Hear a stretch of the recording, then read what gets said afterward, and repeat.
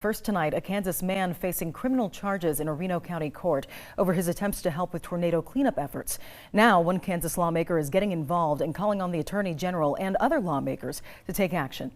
Our Capitol Bureau reporter Braden Day live at the State House right now to tell us about the case. Braden?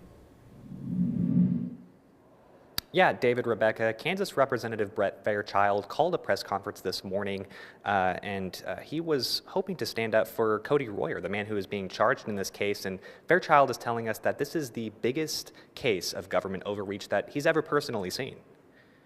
Now, this case stems from a tornado that devastated the town of Plevna, Kansas back in May.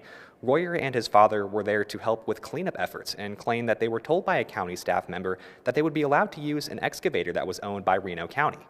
But now the Reno County attorney is prosecuting Cody for using the excavator, claiming the person who said he could use it was not allowed to do so.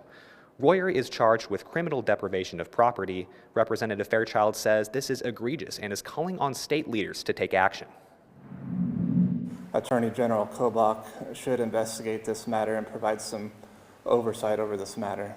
People argue for local control, and I believe in local control, but at the same time, I don't think that a county attorney should just be able to charge somebody just with whatever, regardless of how unreasonable.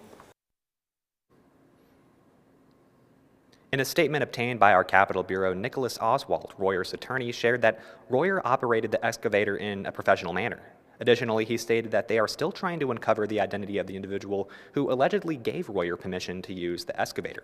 Now, we reached out to the Reno County District Attorney to get his side of things, and he says Representative Fairchild should be careful be mindful regarding the constitutional separation of powers.